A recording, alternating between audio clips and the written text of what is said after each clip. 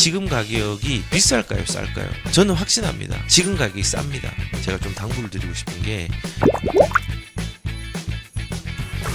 그리고 특히 이제 제가 좀 당부를 드리고 싶은 게, 지금같이 혼란의 시기와 과도기적인 시기에는 조심스러운 것들이 참 많습니다. 특히 이제 공동 투자를 하시는 분들이 꽤 있더라고요.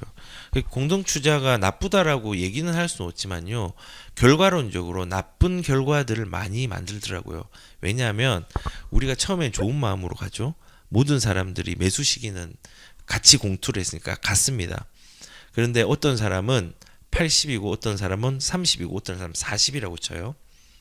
이분들은 매도 시점에 대한 시기와 매도의 의도들이 각양각색입니다. 그러면서 문제가 생기겠죠. 예를 들어 또 이런 게 있어요.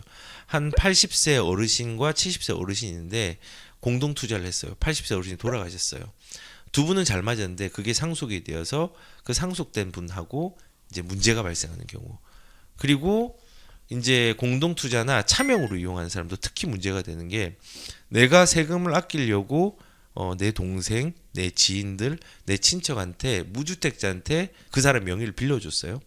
그 문제는 뭐냐면요, 실질적으로 무주택자인데 형식과 서류상에는 1주택자인 거예요. 이 사람은 주택을 한 개를 빨리 살 수 있는 기회가 조금은 지연됩니다. 왜냐하면 2주택자가 되거든요. 실질적으로는 무주택자인데. 그러면서 상대방한테 피해를 줄 수 있는 경우도 생겨요.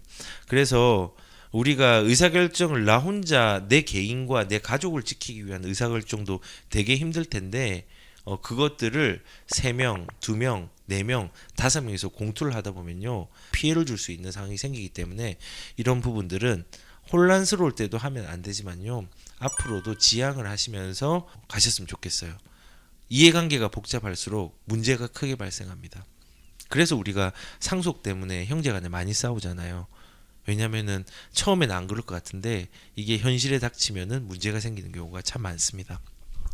그리고 두 번째는 익숙함에 노예가 되지 않았으면 좋겠다라는 말을 이 혼란의 시기에 좀 말씀을 드리고 싶은 게, 그 어떤 분이 이제 댓글에도 그런 얘기를 했더라고요. 일산은 우리 자녀가 어릴 때만 좋다고 하던데, 저는 일산은 바라볼 때 그렇게 바라봐야 되거든요. 과거에는 재건축의 이슈도 없고 그 다음에 변화에 대한 이슈가 크게 많이 없었어요. 기존 주택으로 존재할 때는 시장 상황도 안 좋았어요. 근데 지금 제가 뭐 예를 든 거, 일산이 지금 엄청 좋다 그 얘기가 아니라, 일산도 진보를 하지만은 가만히 있지 않는 거에 우리가 집중을 해야 돼요. 예전에 청량리가 사창가도 있었고, 그 다음에 노후되었고, 구축 빌라와 단독주택, 그 다음에 지저분한 동네였는데 그 동네가 개선되면서 이 진일보를 했잖아요. 우리는 과거의 그것만 보고 청량리 쪽이 안 좋다고 얘기는 할 수 없어요. 일산도 마찬가지예요. 과거에 일자리가 없었어요. 뭐 좋은 거야 일산 호수공원이 있고 기반시설이 괜찮고 학원가가 있다는 거. 근데 그게 그냥 10년 뒤 20년 뒤에도 그렇게만 유지가 되면은 별로 안 좋다라고 얘기를 하지만은, 일산에는 GTX가 들어오고 그 GTX가 A 노선이 A, B, C, D 중에서 가장 좋고 그 노선이 강남 삼성까지 연결이 됩니다. 그리고 그 일자리랑 연결되는 게 단순하게 GTX 노선만 있는 게 아니라 인천 2호선으로도 연결이 돼요. 그래서 남북으로 불편했던 일산역 주변에 있는 사람들을 좀 편리하게 만들어진 부분도 있어요. 그리고 새 아파트에 대한 방향성이 잡혔잖아요. 그래서 우리는 큰 방향을 봐야 돼요. 큰 방향을, 그 변화의 방향들. 그래서 우리가 과거에 알고 있던 상황, 그리고 내가 알고 있던 익숙함에 대해서 선입견을 가지고 판단을 하면 안 된다는 것을 말씀을 드리고 싶어요. 왜냐하면은 우리는 숲만 보는 게 아니라 가지도 봐야 되고 나무도 봐야 되고, 혹은 나무도 봐야 되고 숲도 봐야 되고 같이 봐야 되거든요. 그래서 그런 걸 보려고 하면은 머물러 있다, 내가 예전에 과거에 알고 있던 상황들이 머물러 있다가 아니라 그 머물러 있는 데서 변화되고 있는 게 있다라는 것들로 가는 게 좋을 것 같아요. 그리고 진짜 당부드리고 싶은 건요, 공포에 익숙해져 가지고 앞으로 못 나가고 전세를 선택하는 거 절대 안 하셨으면 좋겠어요.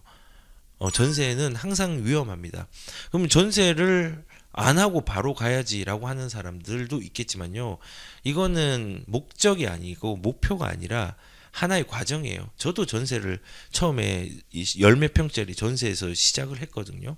그 과정이 징검다리가 되어서 주거 사다리로 연결이 되는 거예요. 그렇기 때문에 우리가 지금의 어떤 공포에 익숙해지고 가격의 급등에 익숙해져 가지고 포기하고 전세를 선택하지 않았으면 좋겠어요. 그리고 하락이 한다는 믿음에 익숙해지지 않았으면 좋겠어요. 저는 하락은 기우제랑 비슷하다 생각이 들어요. 제가 어떤 분이 댓글을 달았는데 댓글에서 되게 이제 당황스러웠어요. 너는 집을 샀냐라고 물어보는 거예요. 그래서 제가 영상을 보셨습니까? 안 봐도 비디오. 그러니까는 보지 않고 판단을 하는 거잖아요. 그리고 하락이 되라 해서 되는 게 아니라요. 하락은 반드시 오지만요. 하락만 있는 게 아니라 상승도 같이 있어요.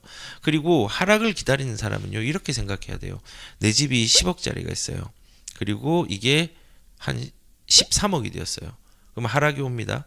그러면은 한 12억으로 떨어질 거예요. 하방 경직성이 있으니까. 그리고 다시 오르면 14억, 15억이 될 거예요. 이런 식으로 우상향하면서 올라가는 경향이 매우 큽니다. 과거 그래프를 보십시오. 그렇기 때문에 하락이 지금 하락장이 올 것 같고 최고점을 찍은 것 같으니까 나중에 사야지라고 생각하면요. 아마 지금보다 더 비싼 가격에 살 거예요. 그리고 대세 하락장은 반드시 옵니다. 언제 올지 모르겠습니다. 근데 그 하락장이 와서 사야지라는 사람이 있어요. 그래서 어떤 분 댓글이 이런 거 있어서 제가 지금 적어놓은 거 읽어드릴게요.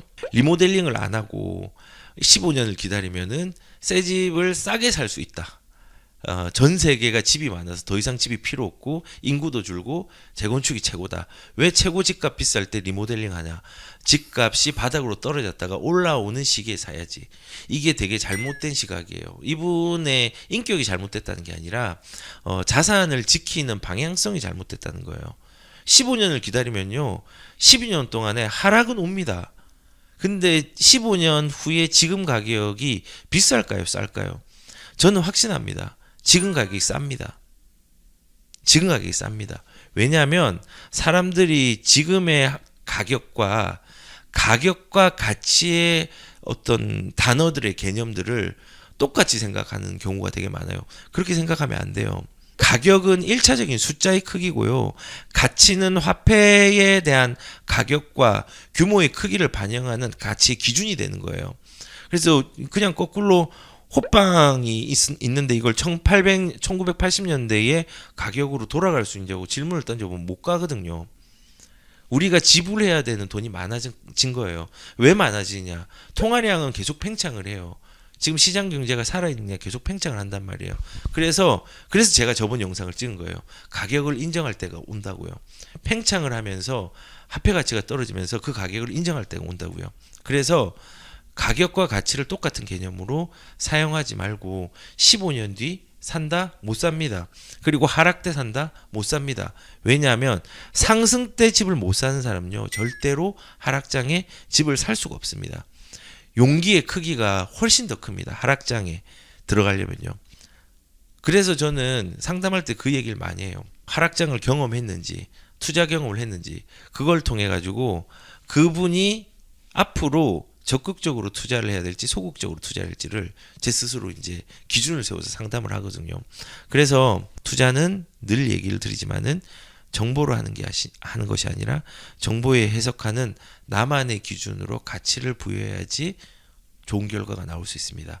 그래서 입지만 따지지 말고 경제의 상승과 하락에 대한 상황을 공포스럽게 생각하지 말고 내 형편을 따져서 그 형편에서 가장 최선이 되는 투자의 방향들을 잘 가져갔으면 좋겠습니다. 투자는 정보가 아니라 해석이고 투자는 입지보다 더 중요한 거는 내 형편입니다. 그거를 잘 따져서 좋은 방향을 가지고 지금같이 불안한 시장을 잘 해석하셨으면 좋겠습니다.